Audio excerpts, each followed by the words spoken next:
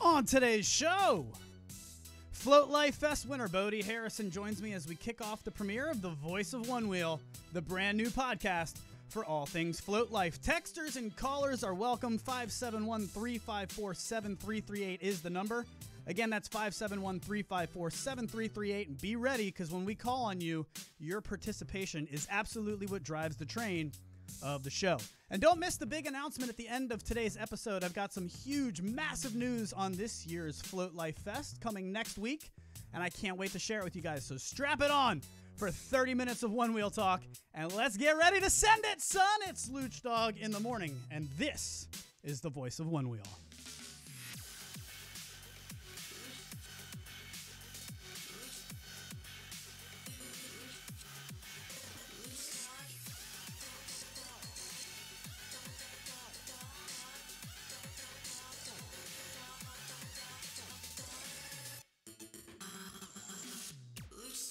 In the morning.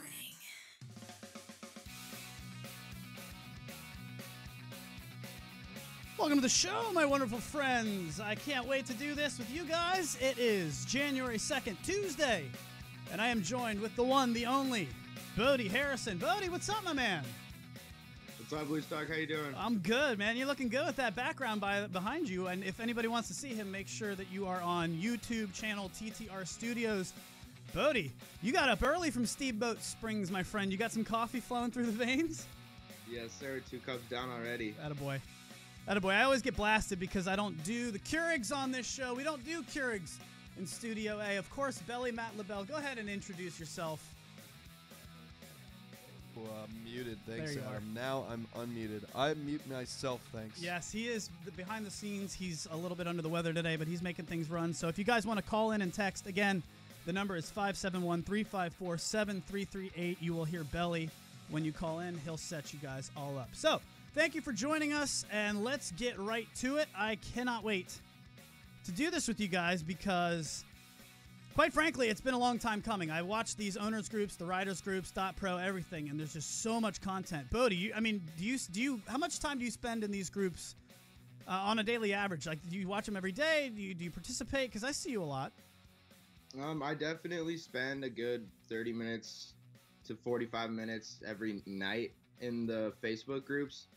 And then just kind of like when I get dings throughout the day on my phone, sometimes I'll jump in there, but generally I'm pretty busy and I try to keep my social media times in morning and night so that Look at that, like, young bucks. The young buck telling us to get off social media. I love it, man. That's fantastic.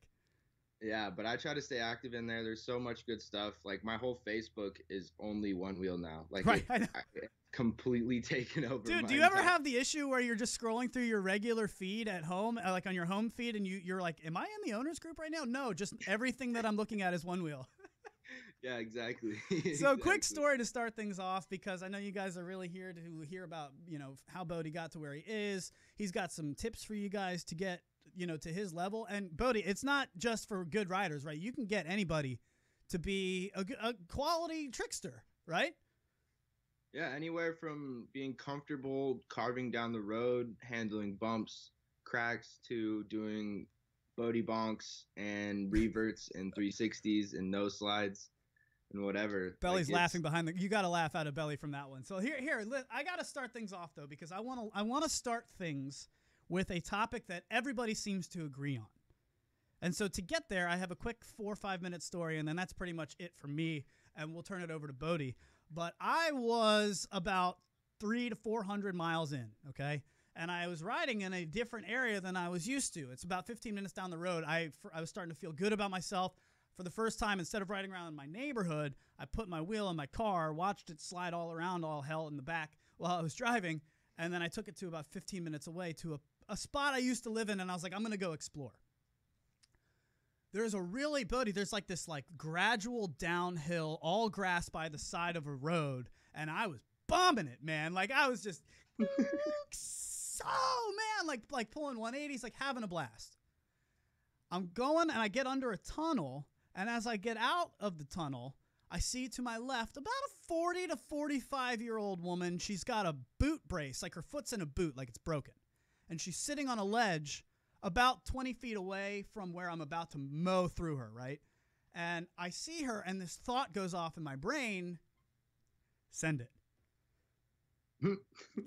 So what happens is, immediately, within 3 seconds of having that thought, send it, whoosh, I hit a bump in the ground, and I am launched. Like, dude, I am like 4 feet in the air. And I was getting it. I was trying to show off. I'm Supermaning, exactly. And she flips the fuck out. So what she did is she screamed, "Ah!" And she sprints in her booted foot. She sprints a good 35 to 40 feet because now I flew Superman past her. And she's like hobble sprinting all the way over to me. Are you okay? Are you okay? Bodhi, I'm giggling the whole time.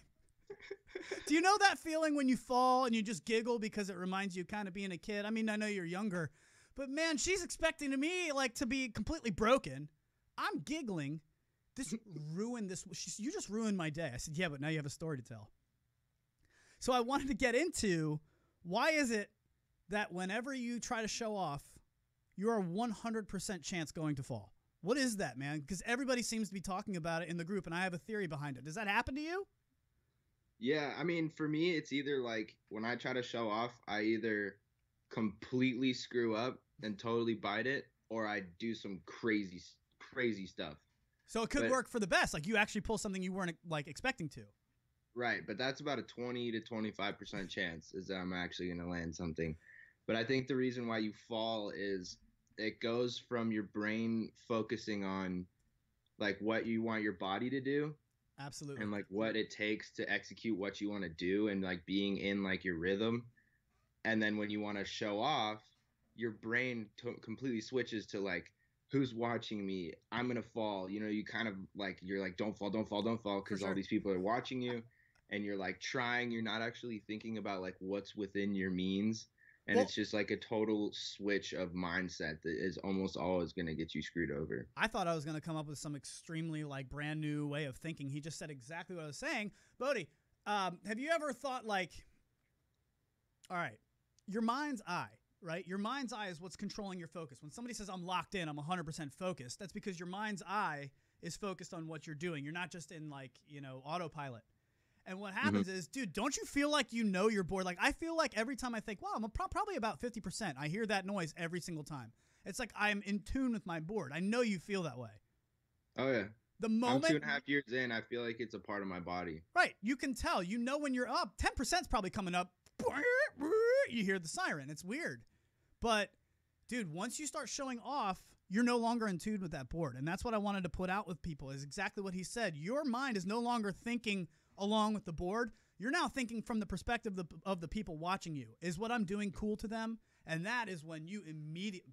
My producer's looking at me like I'm freaking crazy. Belly, I'm telling you. You're absolutely right. Am I wrong, Belly? No. From somebody who's never ridden before, does this sound crazy? No, but as someone who has gone out and done the experience of trying new things and failing miserably, I would say that the only way you're going to find that tune with your board is to do that stuff. Yeah.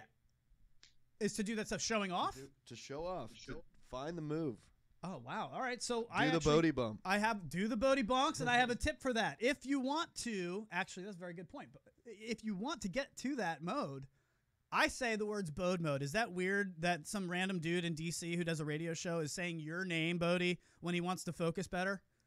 Absolutely not, dude. That's like a childhood dream come true, dude. Like I'm honored. Are you kidding me? Well, I swear to God, dude. Like Bode mode, I say it in my head, and then it forces me to say exactly what Belly's thinking. Get in a mindset of I'm going to do something cool. I better focus. Not, hey, some hot ass chick over there looks good. I better look good for her. That's the difference. Right. Mm-hmm. I mean, I think there's two similar mindsets when it comes to showing off, where it's like I focus on that all the time when I'm at like a packed skate park skateboarding or something. It's like either you are thinking about other people or you are just taking your level up for yourself. Like exactly what he's saying. You have to kind of go through those kinds of experiences to really tune in with your board. And it's kind of about not giving a fuck and just like completely showing off, but for yourself almost. And then if it works out, people are watching and you're like, sweet. And if not, you just have to have the thick enough skin to just like fall and have people laugh and laugh with them. I love it. That's actually a really good point. So if you want to get yourself focused, it's weird, but it works for me. Just a little mental trick is something to say. I just say Bode mode, and it forces me to think, like, how would Bodhi do it? Do we have a texter writes in? I wanted to jump in on some of these texts here, and because it kind of relates to what we're talking about. A lot of the texters are kind of rolling in with the questions about like not wearing gear, and then using the examples of safety, because there's a lot of injuries and things like that can happen in this kind of thing. So how do you handle the safety and like using it as an example to kind of show people what you can do? Yeah, Bodhi, you don't look like you ever wear any gear, and you fall like you know how to fall, but like, did you ever, when you started out? I mean, well, you know what? Let's start here. That's really good from the texters. Thank you for the participation. 571-354-7338. Bodhi, where did you start? Because I think that's a good point. Like, are you somebody who grew up playing video games and then just got on a Onewheel when you were 18? Or how? Like, did you start out skateboarding? Like, what's your deal, man? Well, first of all, I'll start here and go back. The reason I don't wear gear is because I'm an idiot, first of all. I should be wearing a helmet and maybe wrist guards and a tailbone and hip like girdle, but I'm lazy and I'm an idiot, and I like to just get on my board and ride and look good. But there had to have been a learning curve. Like, you had to have been in a phase where, like, maybe did you start off riding skateboards or something? Because you must have sucked at some point. You should have seen Adam the first time. Oh, it was awful, dude. I geared up like I was getting on a motorcycle.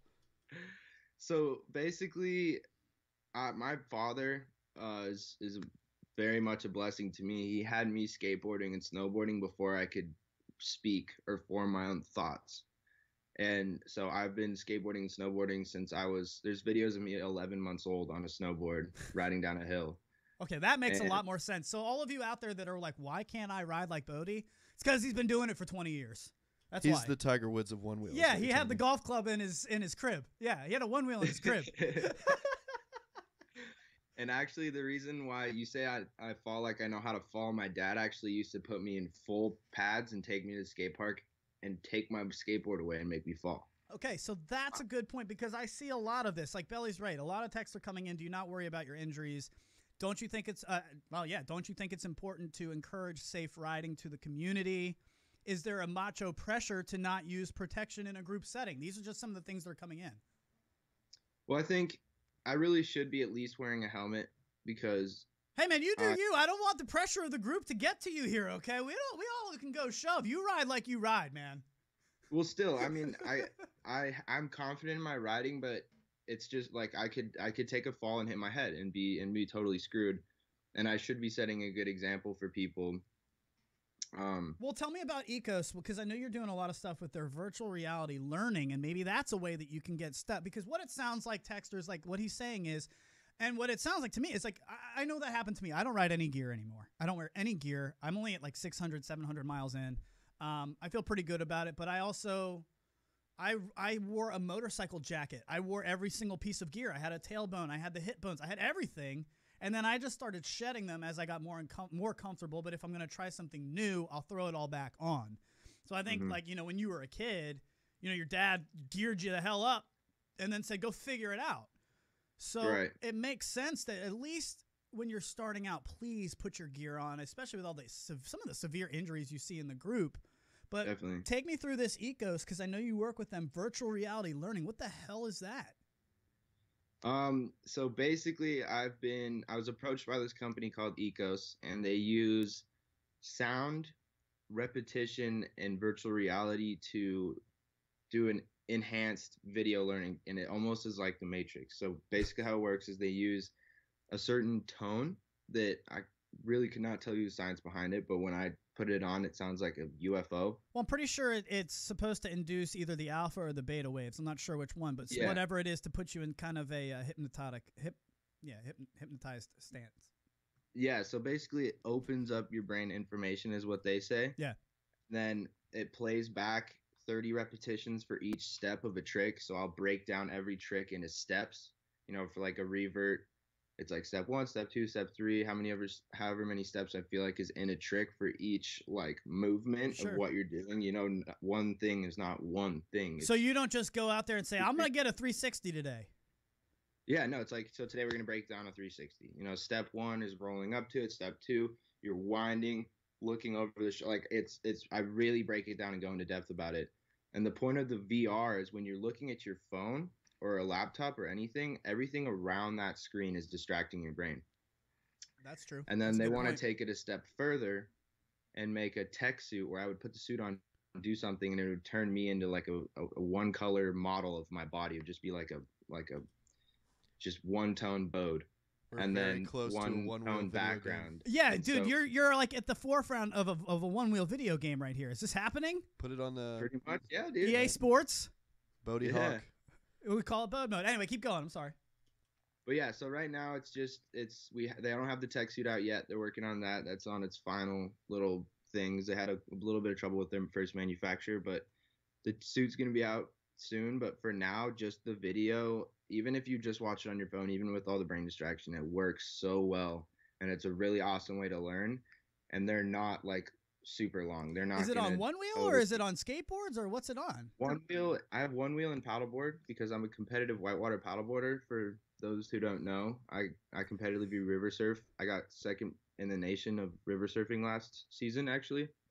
And so I've got paddleboarding and one wheeling on there now, and then I'm going to be adding snowboarding and skateboarding on there as well. So where can we find this? Because I am dying to figure out how to. If you don't mind, I'm gonna have you walk us through a 360 right here. But where can we find this virtual reality learning? Because you're more of a teacher before you're. Would you say you're a teacher first or a rider first?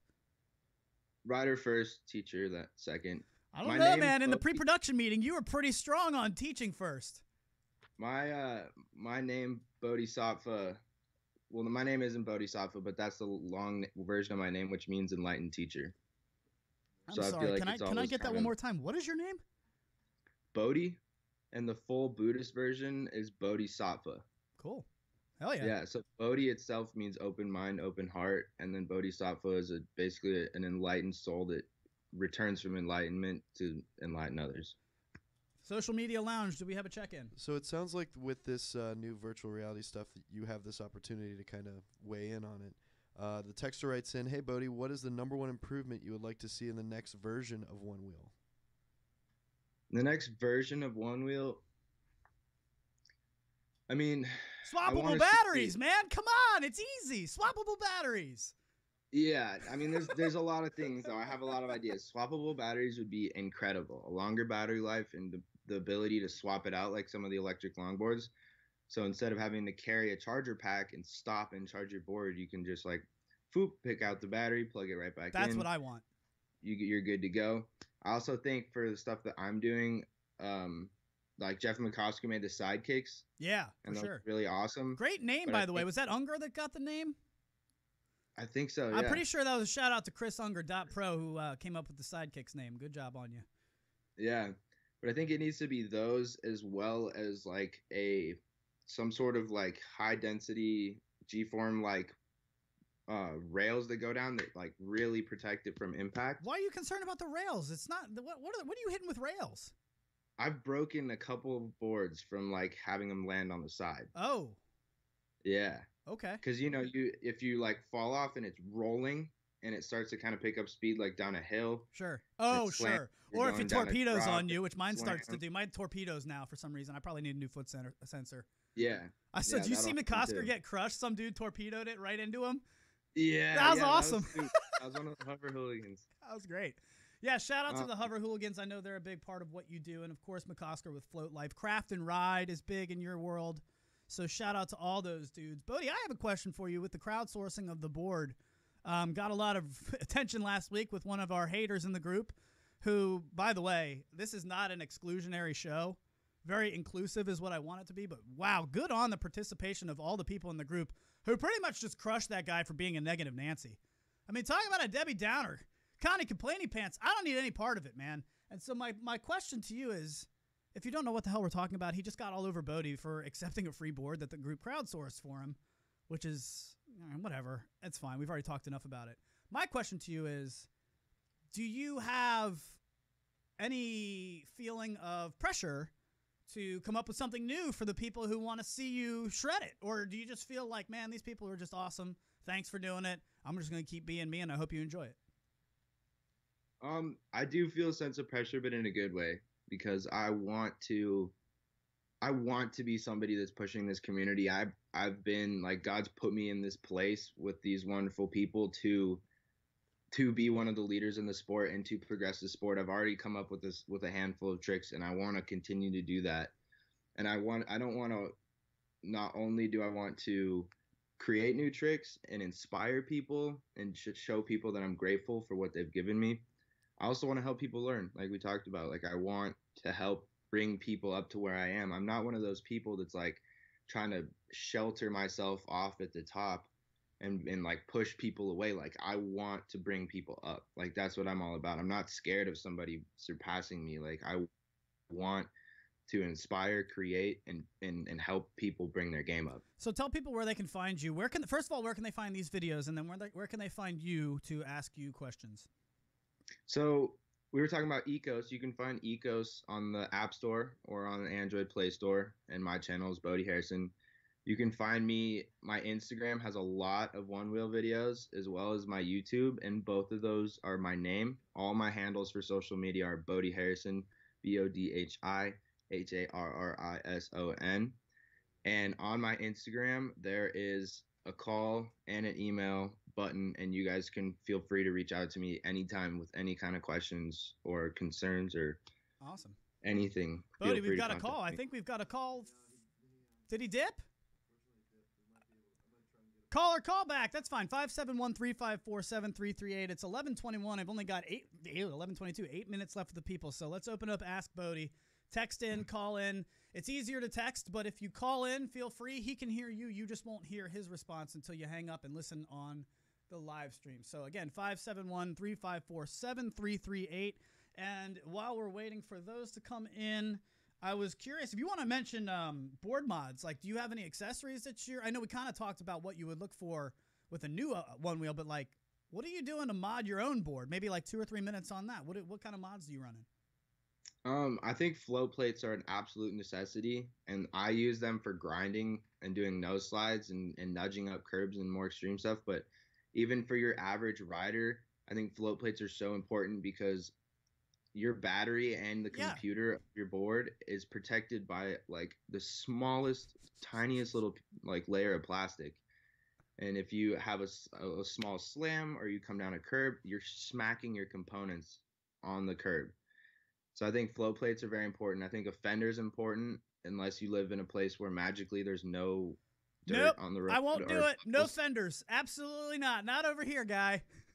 I can't. I don't understand that, bro. Every time I go riding without a fender, I got rocks all over my board. I got freaking stuff in my socks. Yeah, no, you get used to it. In fact, you start to miss it when you're riding around on grass and nothing's hitting you in the calves. You're just like, what's wrong? No, I'm totally kidding. But I feel like I worry about a fender breaking for me because I always try to do stuff on like these grass pipes, and I see them like my board just tumbles and tumbles and tumbles.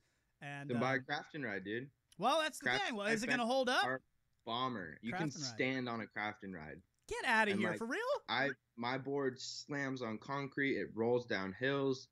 You should see the hell I put my boards through, and I've never broken a craft and ride fender. All right. Well, if they want to send me one, I will definitely try it out and review it. I am not big on the fenders, but maybe I'm missing it. Maybe I just didn't realize that they were, better than the $85,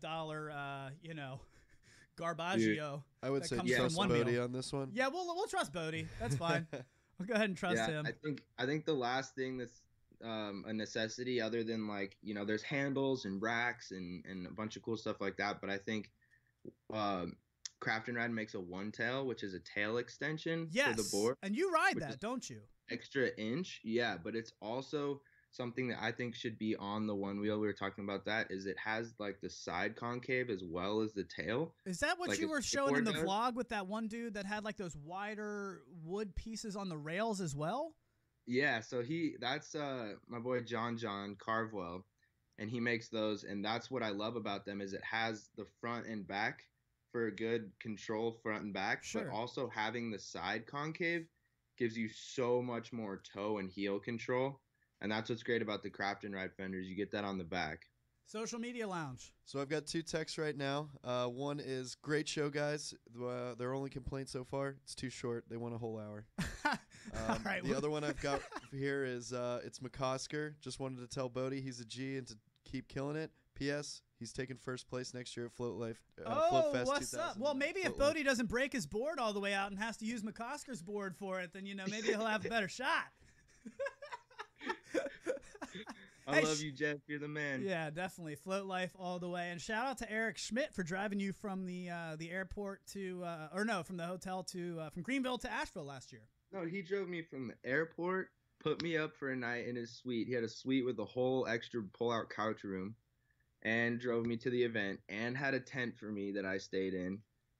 And he was an angel, man. He took care of me so hard, and he was with me when my board died. Had an extra one for me to ride. We went and rode around.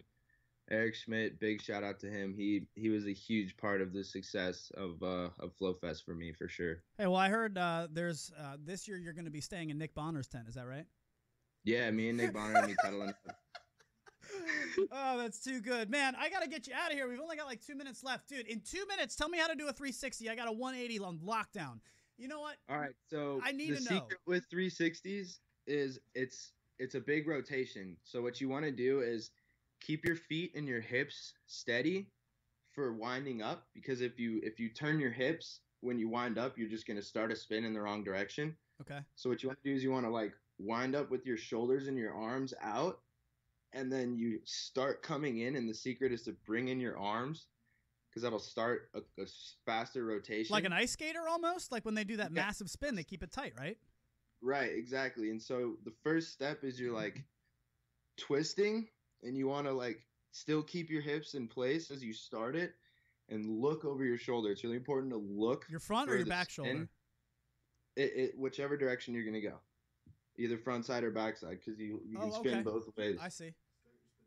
So you want to look where you're going, and use your core as like a spring almost. You like start, and then you unleash your hips. So like the first half of the spin is upper body, and then the second half is lower body, and you just got to like really force it around. Think about if you took a towel and you just took both ends of it and you wound it up and you wound it up. When you let go of one end of that towel, it's going to massively torque, and that's kind of what you need. And that's like what you can do with your core. Right. I totally get that. Can you give us maybe like a minute on what your thoughts are? Because I saw this going around with the group yesterday. Max Thompson threw up a pretty good post about it. Max, shout out to you, Mad Max. People that ride goofy, a lot of times, a lot of people are saying they put their goofy foot in front. And my point was, I want to be able to ride goofy at the blink of an eye. I don't want to have to get off the board, put my goofy foot in the front with the sensor in front. Like, I would rather just ride around and do a 180 and ride goofy.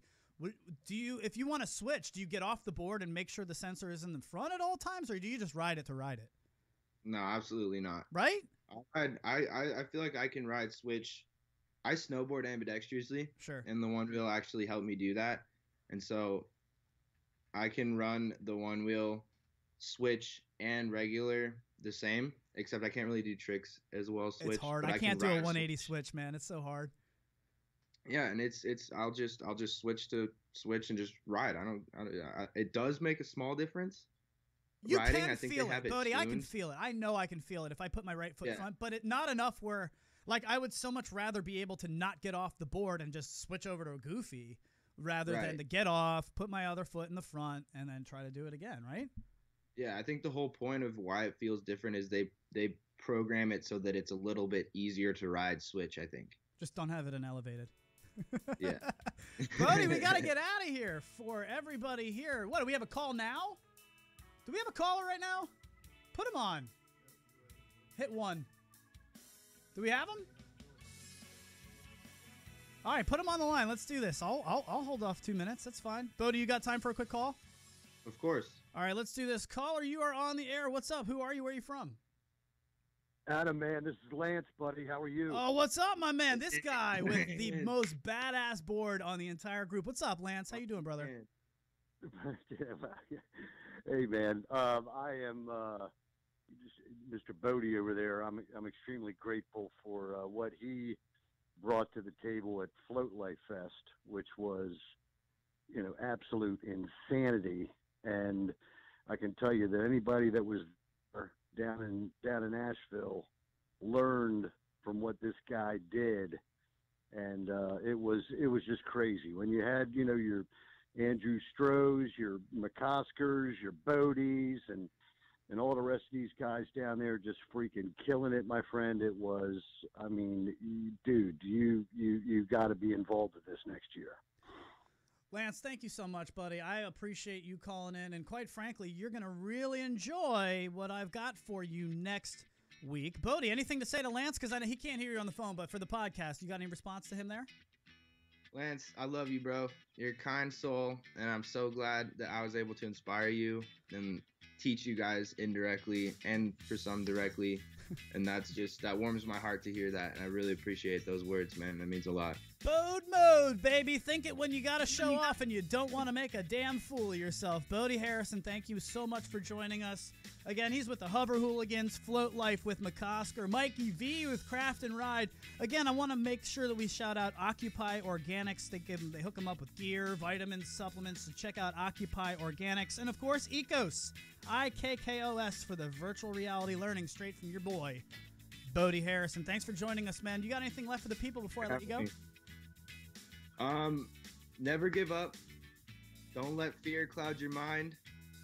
And when you're trying to send it, go Bode mode.